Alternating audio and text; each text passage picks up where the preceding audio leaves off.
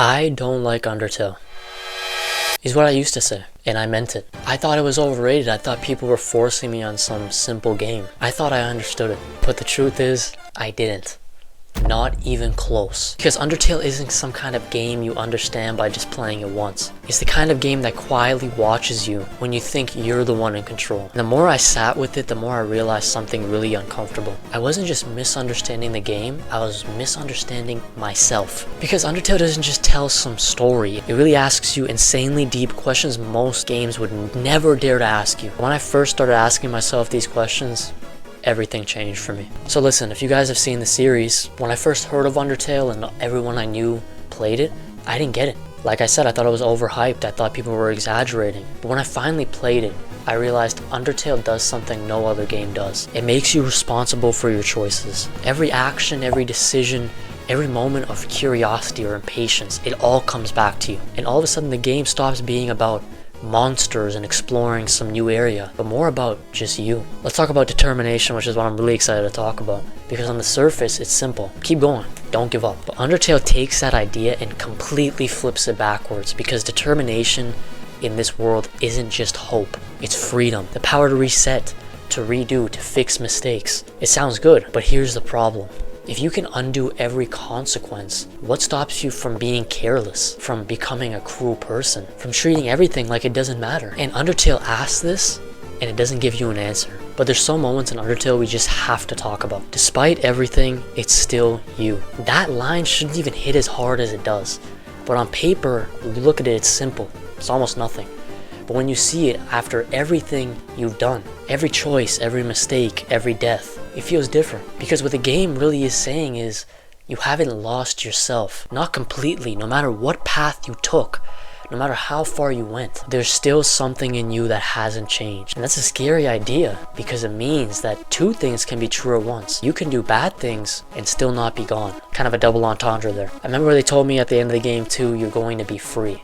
It almost sounds hopeful, like a promise, but Undertale didn't hand out the hope so easily, because freedom in this world is complicated. Everyone wants it, everyone is fighting for it, everyone believes they deserve it, but the question is, what does it cost? Is freedom something you earn or something you take? Now, I don't think the True Pacifist Route video of ours has come out yet, but I'm going to talk about a little bit of what we experienced and what happened in the video. What it really is, the True Pacifist Route really is, it's not just a good ending, it's the hard ending, because it forces you to do something most games never ask you. Be kind, be understanding, even when it's inconvenient, even when it's excruciating, even when the game gives easier options, even when you see Flowey and all you have. Like I was playing, I had rage enveloped in me. You have to choose mercy again and again and again. And that's what makes it so powerful, because in real life, that's the part we struggle with. It's easy to react, to lash out. It's easy to take the quickest path, but it's so hard to stop and choose empathy. If you just think this is some positive, go-lucky stuff, I've always been told a quote by my grandfather. He told me this many times, that if you're mad at someone, give it 24 hours, then go talk to them again. Kind of signifying how most of our anger and our lashing out is really temporary, and once we get back into normal mindset and we control our mind, we start seeing things clearly. But yeah, Undertale doesn't reward you for being perfect. It rewards you for being intentional, for choosing not to hurt even when you can, for choosing to understand when you don't have to. That's why this game stays with you, because they're not just part of the story, they're reflections, reminders that no matter what you've done, no matter how lost you feel in life right now, no matter how many times you think everything is messed up, despite everything, it is still you. And maybe that's where change actually begins.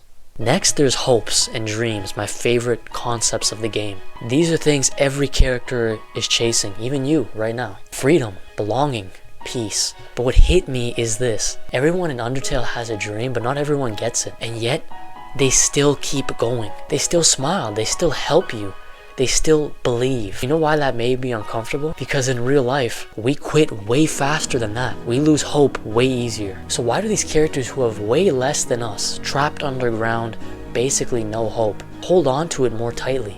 Now it's time to talk about fate and freedom and the aspect probably my favorite aspect of the game. Undertale is obsessed with the main idea of, can you really change your fate? Or are you just playing out a path that was always going to happen? You guys know my personal belief. I believe that you create your own reality. You're the author of your own reality. And in this game, at first it feels like you have complete control. But the deeper you go, you realize something pretty scary. You're not just making choices. You're being judged by them. Not by the game, by the world, by the characters, and soon enough, by yourself. You really start judging yourself throughout the game. I really started having an existential crisis like mid-game. And that's when it hit me. Undertale wasn't testing my skill, it was testing who I am. Do I act differently knowing that there's no consequence? Do I take the easy path? Do I hurt things just to see what happens? Or do I justify all these actions because it's just a game? Or do I choose empathy even when no one is forcing me to? And that question doesn't stay in the game, it follows you. Because in real life, it is the complete opposite. You don't get to reset the game. You don't get to reload your last save.